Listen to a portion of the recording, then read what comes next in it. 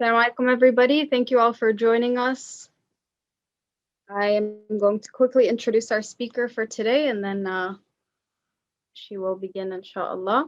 So today we have Lamis. Lamis is a registered dietitian in the Columbus, Ohio area. She's the co-founder and co-owner of Sincere Nutrition, a practice aimed at holistic and functional nutrition, as well as the co-creator of the Balanced Eats YouTube channel, which is aimed at demonstrating how traditional, authentic meals can be transformed into a healthy, balanced meal. She believes food is more than just a meal that needs to be eaten, and that our whole mindset and thought of food needs to be aligned with the nourishment it offers to achieve optimal wellness. She works with clients to achieve their individual health goals, including disease management, weight loss, and preventative care. So today, Lamis, she's going to be reiterating the benefits of fasting from a scientific perspective. She will be discussing habits to build that will last during and after Ramadan. She will give us some ideas for suhoor and exercise in Ramadan. And she'll even be talking about some holiday hassles and how to navigate them. So I will be turning it over to Lamis now. Thank you, Ella. It's a pleasure being here. And honestly, when I was approached with this opportunity, not only was I super excited because I'm very passionate about, serving the communities that we come from, serving the Muslim communities, but also health and nutrition is something that is a little underserved in our communities. A lot of times I get clients from, our backgrounds that come to me and say, well, when I go to dietitians, they just tell me to eat grilled chicken and broccoli and things that don't relate to us. So it's important to, hold on to the food that we like, hold on to the food that we like to enjoy and eat during Ramadan, but also stay healthy and stay particular about, keeping ourselves a priority. So thank you again for organizing this.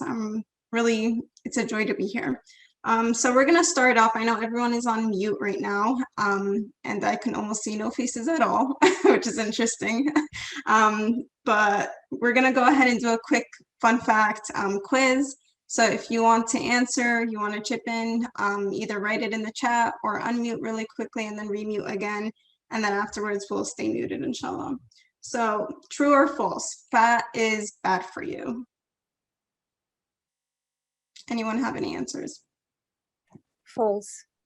False. Okay, so that's absolutely true. Your body needs fat to grow and to work well. Our brain is actually made of fat, so we need about 25 to 35% of our calories should come from fat.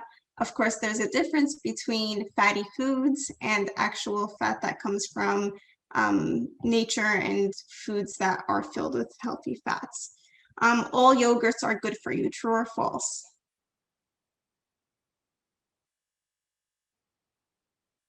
Anyone?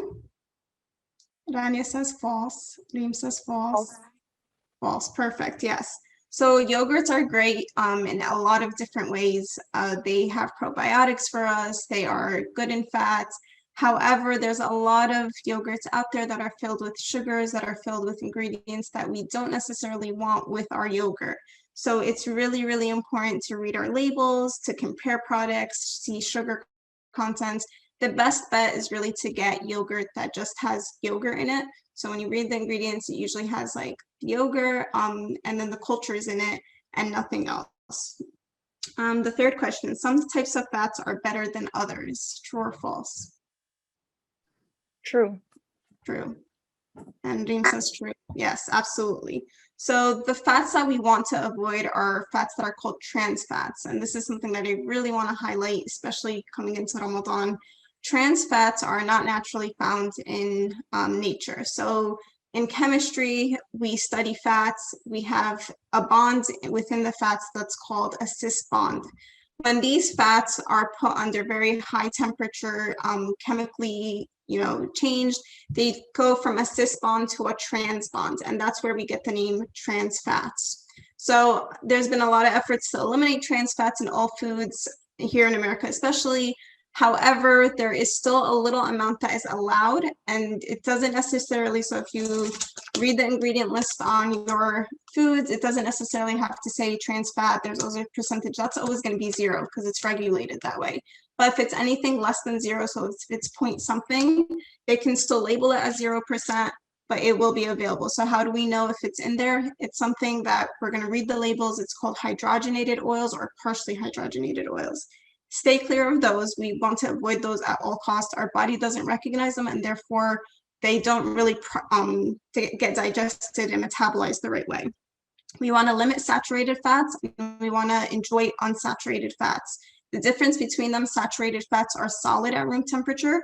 Unsaturated fats are liquid at room temperature. So that's kind of just key to keep in mind. Always focus on the unsaturated fats. That's what we want most of our fats from. Going on to the next question. Fruit juice is a healthy alternative to eating a piece of fruit. True or false?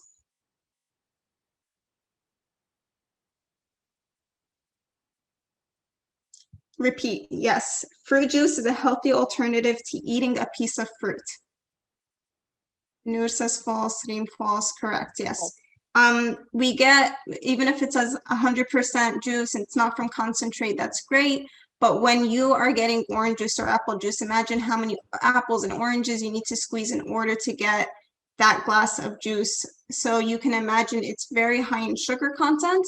And then fruit, subhanAllah, it's a balanced, food that Allah gave us. It has fiber in it as well. So that helps for our blood sugar not to spike up. Whereas fruit juice, you're just getting the sugars out of it. And we have that sugar spike that goes up. And my last question is, list 3 food groups that count as carbs. Food groups that count as carbs. Rice. Rice, absolutely. Pasta, bread. Pasta, bread, perfect. I am saying fruits, vegetables, grains, perfect. So there's a lot of different things that go under carbs. I'm glad you mentioned fruits are carbs. Starchy vegetables are carbs. So it's not just the rice and pasta and potatoes that we tend to always think. So thank you all for, engaging a little bit. It's an interesting time with this pandemic, everything being so virtual, hard to catch everyone's attention. So before, I get into all the nitty-gritties that I want to get into, I'm going to talk about something, we hear this every year. What are the benefits of fasting? There's a lot of different benefits. And if Allah ordained it for us, then surely it is beneficial for us. And we know that. But we kind of need a reminder every year. So fasting promotes blood sugar control. It helps fight inflammation. It may improve blood pressure, triglycerides, cholesterol. It boosts brain function. It aids in weight loss and boosting metabolism. It can delay aging and extend longevity of life. And then accelerates cell production and growth hormone, all right? So with all of these benefits, how come so many times we find ourselves more tired in Ramadan, less brain function? We find ourselves, fatigued by the end of it. So surely there is something going on in here, and there are people that do intermittent fasting, and that's the way that they choose to do. It's not something that they're told to do. So what's going on here, and why do we feel this way? Why do we end up gaining weight in Ramadan? There's a lot that goes into it, and it's really a long time before Ramadan that we need to think about this. This is giving us just, 2 or 3 days before Ramadan, and subhanAllah, this is something you need to think about way in advance, but inshallah, we can make the best out of it. So there's 2 things that I want to emphasize the most on. Hydration is one thing, and then the other thing is nutrient-dense foods. And then we'll get into some tips and hints as well. So hydration is not just about how many cups of water we drink. So contrary to what a lot of, things we read online, drink your 8 cups of water, drink a gallon of water. They keep telling you drink water. And that's great, and that is perfect when we can. However, there's more than just drinking water. There is something called water content in foods, which is really important. But before we get into water content of food, there's a lot of different factors that specify how much water we need. So where we live is one aspect. What season and temperature it is outside affects us. Where we spend most of our time indoors or outdoors under the sun. How active we are affects how much water we need. Our health affects how much water. So for people that have chronic infection, fever, vomiting, diarrhea, these things affect how much water, and you need more water in those circumstances. Pregnancy and breastfeeding also calls for more water intake. So water intake is one thing, and then another thing is to look at is what are the foods that, you know, dehydrate us and call for more water. So the things that I wanted to highlight for you today are caffeine, salty foods, spicy foods, and sugary foods. And it's funny that we talk about these foods because I can just, off the top of my mind, think most people have a thought. They drink a cup of coffee, they need to have their dessert if their thought is spicy. And obviously a lot of our food is salty in nature. So we're really getting all of that. So we go from like not drinking water all day and then boom, a thought, we dehydrate ourselves furthermore. Maybe we forget to drink water, maybe we forget to eat fruits, maybe we don't have enough vegetables, and there you go, we're even more dehydrated. So really we want to just flip the mindset, kind of set ourselves up for the right way of eating. So think about when you're thinking about iftar and when you're thinking about suhoor, more than just a cup of water, we want to have hydrating foods. So I'm going to go through a quick list, but then I'm going to go into a little bit more.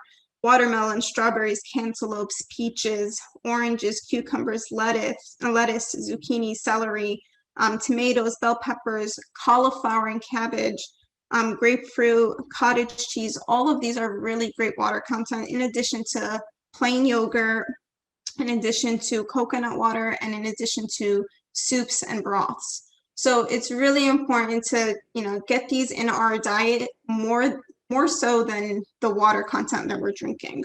And hydration affects our energy level, it affects our brain function. So just keep that in mind. Make sure we're always staying hydrated. My recommendation to everyone is really to start off with soup and salad when we're breaking our iftar, when we're breaking our fast and going into iftar.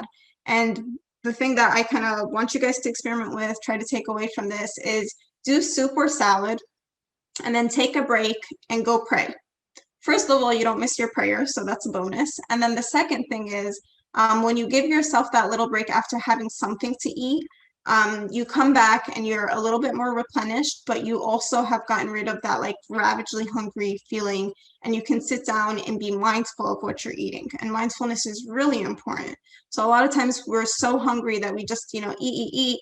And if you look back and be like, what did you really eat? You're just like, oh, it's like a haze. Like, oh, I remember I ate something, but there was so much food on the table, I can't really remember what exactly. So make sure you're mindful of what you're eating. Take the time to just think about it. And by doing that little break for Salah and then coming back, you can make sure that you have that, time before you get ravagely hungry. So start with soup and salad, go pray, and then come back. The aspect of dates is also another thing. Yes, dates are part of the sunnah, and it's great to have your dates. Just keep in mind they're very high in sugar. So how many dates you're having is a big question. I recommend like 2 or 3 dates, not more than that, and try to pair them up with either a cup of milk, maybe some nuts, almonds, walnuts, or nut butters. That helps to control that blood sugar spike. So we get a lot of nutrients from dates, and definitely we can't deny that, but just don't have those alone because they will spike your blood sugar. Some examples of soups to start off with. So lentils, split pea, bean soups, any kind of kidney, black peas. Those are plant-based proteins. They add some protein to your soup, but without the added animal protein, so without extra saturated fat. Chicken soup is also just as good, mushroom soup. So those are just ideas for you guys to kind of brainstorm for Ramadan. And then one thing we all want to keep in mind is that cream-based soups tend to have higher fat in them. So try to stay away from cream-based soup and try to, engage more in broth-based soups. So broth-based soups have a lot of nutrients in them, especially because you're boiling down the meat or whatnot. You don't have to use the meat in the soup. You can just boil down the meat with bone, get a lot of the nutrients that comes out of the bone, and use the broth itself to make your soup. So they can still be plant-based, vegetarian, however, they have the benefits of that bone broth. Okay. So those are just, wrapping up. Have soup or salad. If you want to date, pair it with something, and then go pray and come back. Now, it takes 20 minutes for our stomach to signal to our brain that we're actually full. So within those 20 minutes, if we eat slowly and our mind's full and we already took that little break to go pray and come back, then more than likely we won't overeat within those 20 minutes while your stomach is trying to send a message to your brain. So think of it this way. If we had a pizza pie in front of us on a normal day, forget Ramadan right now, on a normal day you had a pizza pie in front of you and you're eating pizza, within those 20 minutes, you can easily eat about 3 extra slices of pizza at least until you kind of realize that, yeah, I'm stuffed, I'm good. Whereas if you had like a salad with the pizza and you're eating an extra slice of pizza, but you had a lot more salad to go along with it, you can imagine the overeating is a lot less. So this is kind of a general tip. Just going forward, even without Ramadan, always give yourself that chance to have a plate, take a break, and see if you're still hungry before you have seconds and thirds, because chances are your body's just catching up and trying to send those signals, trying to send the hormones that are telling you I'm full, stop, you know, I don't need any more. So just keep that in mind. Now, the thing that one of the things that I want to emphasize the most here, and this is part of building, you know, habits for after Ramadan as well. There's a lot of things that we preach for Ramadan, but they're really groundwork done so that we can live a healthier life even after Ramadan. So it takes about 40 days to build good habits. If we take advantage of Ramadan, and we do this from a spiritual perspective, we think about Ramadan as a spiritual boost, and we set goals for ourselves spirituality-wise, and then after Ramadan, we try to always, you know, stay in touch with the Quran, pray the sunnahs, do all the things that we did extra in Ramadan so that we can build these habits throughout the year. So same thing from an eating perspective. If we can make Ramadan less about just getting all the good foods in and really about building good habits, then after Ramadan, that's already 30 days, you can continue these habits after Ramadan. So if nobody gets anything out of what I say today, this is the one thing that I want you guys all to, you know, really focus on. This is called the My Plate model. So if we can manage to make our iftar and suhoor look like this, then I think we already have achieved a lot during Ramadan. So I'm going to zoom in a little bit on this. This is half our plate should be non-starchy vegetables. So what are non-starchy vegetables? These are majority of vegetables with the exception of potatoes, plantains, corn, peas. So when we have half of our plate with these vegetables, then we're ensuring that we're getting the nutrients, the fiber we need, and without overdoing it on the carbs and the fats that we don't need. Protein should be about 1/4 of our plate, and then grains and starches, and this includes the vegetable starches as well, should be about 1/4 of our plate. So keep this model in mind, and if you can apply this during Ramadan, this is a goal by itself. And I'm going to emphasize a little bit more about portions by sharing the screen. So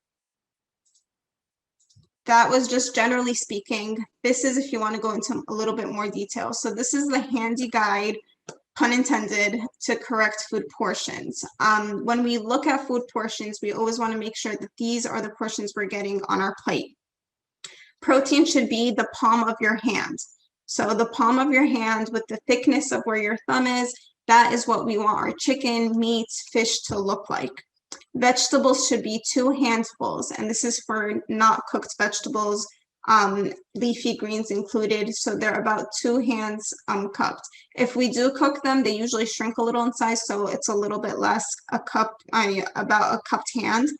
Fruit is about a cupped hand as well. Starches are going to be the fist of your hand, so keep that in mind for things like rice, potatoes, pasta. That is what we want on our plate. And then fats are going to be the little top part of your thumb. So this is for like condiments, peanut butter, oil, butter. That's the portion that we want. And cheese is going to be either your entire thumb or the index finger. And if you think back about, you know, when we were kids and mom used to put those little string cheeses in our lunch boxes, those are 1 ounce of cheese, and that is what we're looking for in portions of cheese. So this is kind of a little guideline to help us implement the My Plate model as well. Alrighty. And then going into kind of also on the same theme of the My Plate model, there is something called the volumetric of food that we want to be aware of. So when we're talking volumetrics of food, and this is going to give our leeway into nutrient dense. So remember, we talked about hydrating foods being really important, and then the next thing is the nutrient dense foods. So this is a plate that is very low in low in calorie, I'm sorry, very low in calorie, and most people that are trying to, lose the weight or, think they want to eat healthy probably eat this. However, this does not fill probably not even a child. We are going to go back for seconds and thirds using this plate. Whereas this plate is very high in calories, but if you look at the portions, the steak is almost 2 or 3 times the first one. The carbs is almost 2 or 3 times the first, and vegetable, we have a little bit more veggies on there.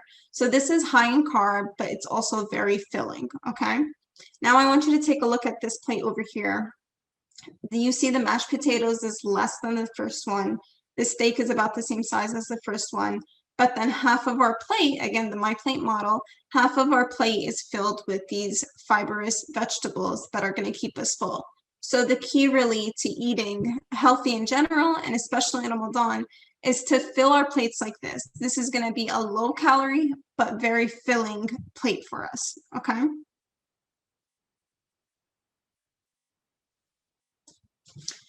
So on to nutrient dense. What does that mean exactly? I know the term gets thrown around a lot in media. Nutrition is kind of like a fad thing now. What is nutrient dense? And the simplest way I can explain it is just to give an example.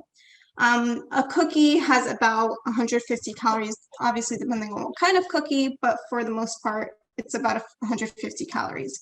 Whereas if you take a bunch of almonds, about 20 almonds, you also get about 150 calories. But there's a big difference between eating a cookie that's 150 calories and a handful of almonds that's 150 calories. Do you see where I'm going with this? So cookie is kind of something that doesn't give us a lot of nutrients, very sugar-based. The almonds are very high in nutrients. They will add a lot of fiber. They're the healthy fats that we want. So that is the idea behind healthy eating and nutrient-dense foods. So I'm going to give you some examples of what research shows us are the most nutrient-dense foods. Things like salmon, things like kale, seaweed, garlic, shellfish, potatoes, liver, sardines, blueberries, eggs, and dark chocolate. And when we say dark chocolate, it's obviously not the sugar filled, it's the actual dark chocolate, chocolate by itself. So the theme here is low in calorie, high in nutrients. This is the general theme. So if we are really talking about this being a healthy Ramadan, we're talking about building these habits, not just for Ramadan, but for what's to come after Ramadan as well. So the last few bits before we open it up to questions and answers that I want to leave you with, really try to focus on less ready-made processed foods. We want a lot of our food to be kind of farm-to-table mentality. If you can imagine it being in a factory, then it's probably processed. If you can imagine it being straight,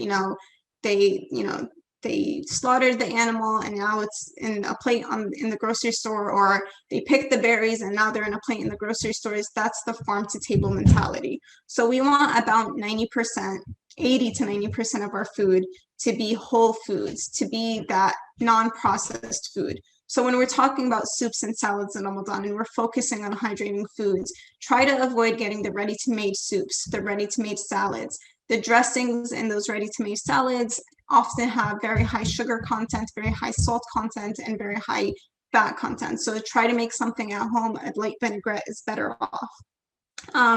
Same thing, we're talking about soups. When you buy the ready-to-make soups, yes, it takes off maybe half an hour of your time to prepare, but at the same time, very high in sodium and maybe not the best ingredients in there. So think farm to table. Another thing that I'm going to leave you with, a tip, is more complex carbs.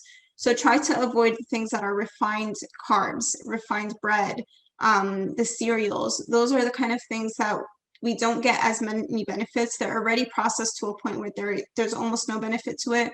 So we want to have more of the complex carbs, have whole grains, things like quinoa, things like brown rice. Starchy vegetables offer great alternative for our refined carbs. And they're very high in fiber. Complex carbs take time to digest, and that's the idea. We don't want something to go through us very quickly. So things like candy are simple carbs. Desserts and pastries, those are simple carbs. We want our carbs to be really the best source, and those are the complex carbs. We want more plant-based protein, so things like lentils, legumes, beans, concentrate on those. So if, you know, my kind of rule of thumb for my clients usually is a day or two of vegetarian, a day or two of fish, and then a day or two of chicken, and maybe one day of lamb or meat or whatever type of meat you like. So try to focus really more on non-saturated fats, proteins. Another thing that we want to avoid is sugar-based foods. So I know Ramadan is a time for like celebration and everyone loves to share foods and desserts, but really you have so much time to eat versus when you're fasting. Think of it as kind of like you have a little basket with you and you need to put in it the most things that you need to survive this month. Why would you waste that basket space with things that are not needed? Think of it that way. You want the most nutrient dense. You want things that will help you stay focused till the end of Ramadan. And that's really what you should focus on. So things like nuts, seeds, aged cheese are good ideas. Avoid processed oils. So a lot of canola oil, vegetable oils, all of these oils, really our body doesn't recognize them as fats, and they don't get processed the right way. So we want to focus more on extra virgin olive oil. And I know a lot of people always ask me, extra virgin olive oil can't be heated to high temperatures. So how do you recommend that as a healthy thing? Well, to begin with, we don't want to cook in high temperatures. We always want to keep our food at like medium temperature when we're cooking it. And olive oil actually can bear up to at least 400 degrees Fahrenheit. So it can be cooked in medium heat, and that's about the heat that we're looking for. Again, I don't want to take up too much time because we still had questions and answers. I think I've mentioned a lot of different things. There was just so many thoughts that I wanted to bring out, and if it were up to me, I'd stay here for like hours explaining exactly how to eat healthy and whatnot, but I'm sure most of you guys probably don't prefer that. So we're going to open a way for questions and answers, and I'll leave you guys with one more thing. I know due to the pandemic, a lot of people are not planning on having huge gatherings like we used to. Stay safe, stay healthy, obviously. But if you do have some family gatherings, or you do have your little group that you are meeting with, social pressure sometimes adds a lot of twist to Ramadan. So in the past, when you think about Ramadan pre-pandemic, a lot of social gatherings, a lot of people going over each other's houses, community events. Sometimes you get pressure to eating what's in front of you. Really, stress doesn't help with any of this. So being mindful of what you're eating, reducing the stress, getting enough sleep, those are all tips and hints for surviving Ramadan. When it comes to having those gatherings, if you know you're not going to be able to get something healthy in, consider bringing in your own dish that's maybe health oriented, or maybe bringing in a veggie side to pair up with whatever you're going to see over there. So really, if you make your health priority, know that you can do simple little fixes here and there to make sure that you're getting a good balanced meal every time. Again, sleep is really, really important. So although a lot of people tend to like go from iftar to suhoor and sleep in the next day, we're meant to sleep at night. Our cortisol levels are low at night, and that's the way it should be. So if we're putting so much stress on our body and we're telling it to constantly, give out that cortisol that it doesn't need to give out, then we're really going to get to the end of Ramadan fatigued. So yes, sleep is some people think like it's a time waster in Ramadan. I need to make the most out of my Ramadan. But it's really important to also get that sleep in so that you can function throughout the day. You can function. I'm sure that's what Allah subhanahu wa ta'ala wants for us in Ramadan. He wants us for us to be focused. He wants us to be productive. And he wants us to reap the benefits of Ramadan, not just stay up all night and then not be able to think of anything afterwards. And it's a cycle that keeps going on and on. I think I'm going to wrap up over there, and I will open way for questions and answers. So if you want to type them in the chat, or if you want to just unmute yourself and ask, go for it.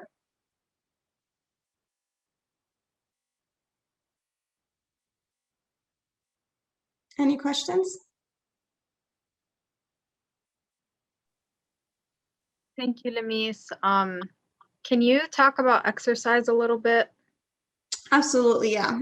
So for exercise, that's obviously something we want with a balanced meal, but at the same time, for Ramadan to keep our stress down. So here's the thing with exercise. A lot of people will have exercise and they'll feel stress-free afterwards. And a lot of people, exercise actually causes more stress on their bodies. So it really depends on your pre-Ramadan routine.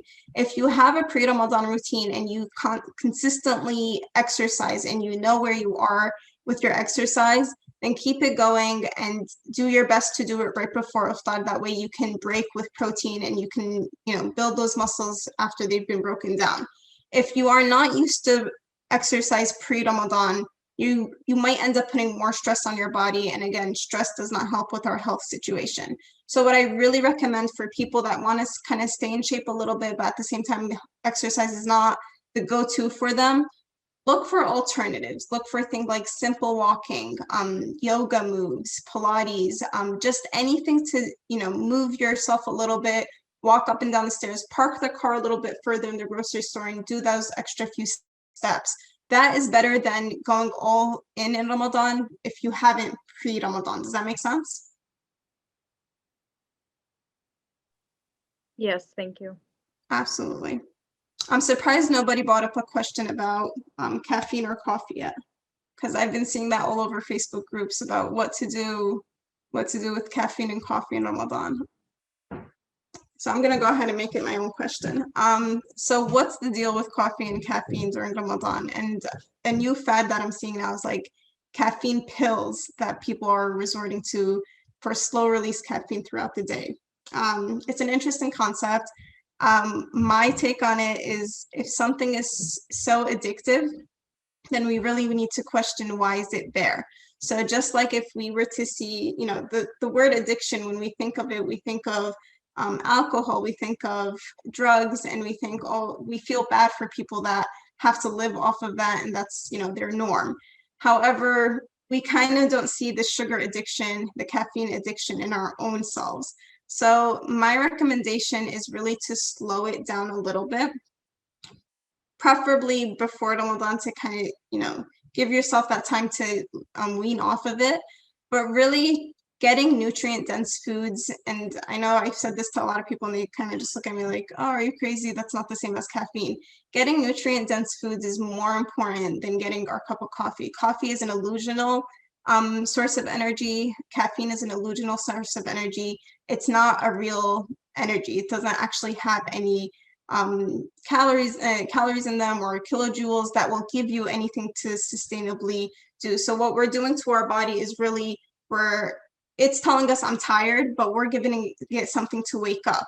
So from the inside, the backstage of what's happening, we're tired, we want to sleep, we're fatigued. But in the front, we're putting on a show of I'm energized, I'm okay, I'm gonna keep running, I'm gonna keep doing this. So just be wary of that. If your body needs the rest, again, emphasizing sleep in Ramadan, if your body needs the rest, sleep. If your body is calling for energy, have an actual nutrient balanced iftar and suhoor is better than making sure you get that caffeine throughout the day. So that's just my 2 cents on that topic. And someone said, where do you recommend to find some healthy meals and what can we make during Ramadan? So I'm glad you asked that. I've actually started a project on YouTube called Balanced Eats. So if you just use on YouTube Balanced Eats, I'm trying to bring out videos, and I know I spoke with Ella and Reem, and they'll be trying to post them as well. We're trying to do videos of what healthy eating is actually, looking like. It's easy, it's hard to explain it to people, and even through my counseling, this idea came after months and months of counseling people, and they still don't get what healthy eating looks like per se. So this is where this project was born from. So making sure your foods are balanced, getting healthy ideas. So we'll be posting throughout Ramadan, and really, so healthy things for suhoor. We're looking at, I recommend doing things ahead of time. So preparing meals like, there's one of the things that I have on there. It's like a veggie pancake kind of thing. It's with Indian spices. So if you do that ahead of time, and when you wake for suhoor, obviously everyone's tired at suhoor. If you can just easily heat it up and eat it, then it saves you the time, but it still gives you a lot of what you need. So think about foods that you can easily prepare. If you dedicate one day a week, usually like on the weekend or something, to do soups for the week. So if you do batch cooking, 2 types of soup for the entire week, a few suhoor items that you can do throughout the week, that will help a lot to kind of stay organized. And planning is really key. So just as you would plan for a work meeting, just like you would plan for school, you would plan for anything in your life, really this is no different. Planning this ahead of time helps to make sure you're staying healthy, helps to make sure you're getting the nutrients that you need. Does that answer your question?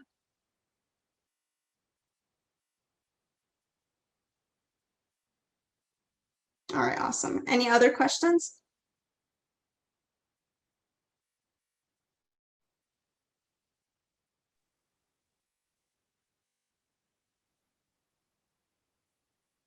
How about juices? Do you have some suggestions? So with juices, again, like we said, they're very high in sugar. You don't want to straight up just have juice. If you do have juice next to your food, just make sure you're counting that as a carb as well. So a glass of juice is more than enough. What I really like to do is kind of try to wean yourself slowly to having less than a glass. So what I do is put like half a glass of juice and then either add water or sparkling water with no flavor, no sugars added on top of it, and that dilutes it a little bit, so you're having less of the sugars, but you're still having something to drink next to your food. So that's one recommendation that I have. But generally speaking, when you crave something like just a juice, try to opt for a fruit instead. It adds a lot of that fibers, it adds a lot more nutrients than having just straight up sugar. But of course, juice is a better alternative than other things. So if we're talking caffeinated drinks or soda or whatnot, then juice would be our better alternative compared to those.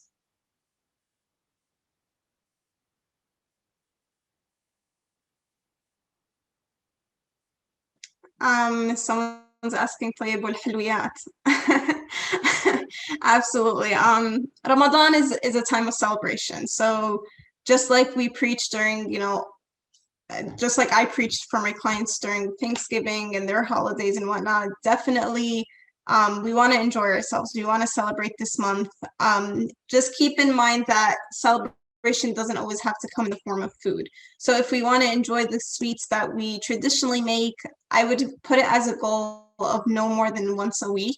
So keep that as like a weekend thing. Try not to do it like every night. So if we're feeding ourselves these sugary sweets every night, first of all, we're setting ourselves for a disaster the next day, because all of these sugary desserts that we have, they make us more thirsty. So the next day rolls in and we're even thirstier. So try to keep them, limit them to once a week. And it's really a matter of building habits. So if we manage to build these habits and manage to do once a week, you might come out of Ramadan thinking, hey, I don't really need my sweets that much anyways. Sugar, based on the latest research in science, is really an addiction. So the way our brain sees it, the way our brain processes it, is an addiction. So if you wanted to treat it the way it really is, an addiction is treated by abstinence. If you stay away from it, your taste buds change, your mentality towards sugars and desserts change, and you will see an alternative, and you'll see the benefits of it after that period's over and you've kind of changed that habit. Is there any healthy sweet recipes? Absolutely. You can definitely enjoy healthy sweet recipes. Again, the Balanced Eats channel that I'm working on has one recipe up there right now, but we will be working on putting some more recipes. There's definitely ways to get less refined sugar, doing sugar alternatives. So when you have just plain old table sugar, that's a lot of refined sugar, that's a lot of it literally has 0 nutrients in it. Whereas if you substitute it with something like maple syrup, honey, sometimes molasses, these have some nutrients in them. At least you're gaining something out of it, even if it's high in sugar. And then obviously the amount of sugar that you're putting, so you can play around with that as well. Pairing it up, so whenever we're talking about something sugary, we want to pair it up with either a protein or a healthy fat. So, excuse me, things like the traditional baklavas that have like nuts in them, those are a better alternative than eating straight up just a cookie that has refined flour and refined sugar in it, because at least that has that nuts. It has something to, balance that sugar spike that's going to happen. So there are definitely healthy, sweet alternatives. Inshallah, Ala and Reem are planning on sharing those if I'm not mistaken. So we'll work on that towards Ramadan. Any other questions? What is the best time to exercise without getting tired? Again, I'm not an exercise coach, but from my perspective, what I see is that if you are going to exercise, you definitely need your protein right afterwards because protein helps to build those muscles. So try to look at right before iftar. That would be the best bet. If you're really, really energetic and you think you can fit it in before suhoor, that would be even better. But definitely before a meal, don't keep yourself to be like drained and worn out and not be able to get any food inside your system after a workout. ما رأيك في العبارات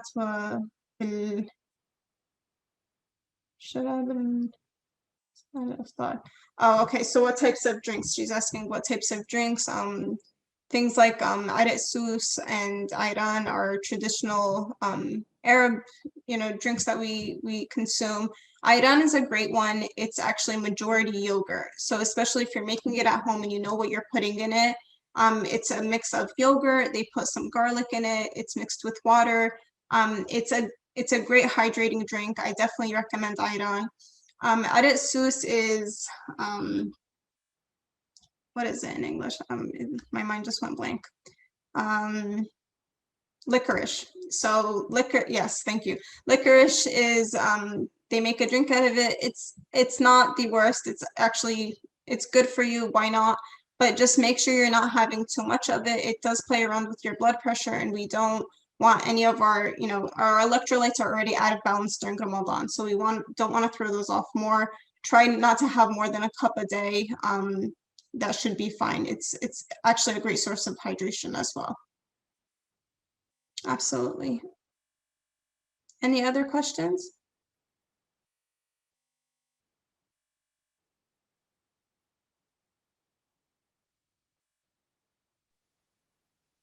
Thank you so much, Lamis. That was very informative. I personally Thank you. enjoyed it, and I'm sure everybody else did. I hope we can all take like just one tad bit from what I said and just implement one healthy habit during Ramadan and take it the long run. Make this like a habit that you want to live with. So inshallah, Allah gives us the energy and strength to do this during Ramadan and to really take care of our bodies. It is an amana. Allah gave us this body. We only get one life to take care of it. So make sure you do. Inshallah, yes, that's absolutely true. Yes. That's the big part here, the implement part. Yes, so, it's easy to talk and be like, oh, Yes. this is beautiful, but putting it into action is where the hardest part is. But inshallah, like I said, if the one thing we can take out of this is implementing the My Plate model and just treating our vegetables like the main dish and our protein and grain as the side dish, that would be the best goal that we have for Ramadan. Inshallah. And definitely everybody, like Lamis was saying, check out her YouTube channel. Inshallah, we'll share it for sure. We will be having another talk with Lamis towards the end of Ramadan before Eid to kind of talk about how to stay healthy with Eid coming up and afterwards, inshallah. So don't miss out on that. Of course, we'll be sharing the date and everything soon. Yeah, thank you very much, Lamis. Inshallah, we'll see you next time. Absolutely. Thank you so much for everyone who took the time to come, and thank you for the organizers. You're very welcome. Thank you, everybody. Ramadan Mubarak to everybody. Inshallah, you and your families have a blessed month.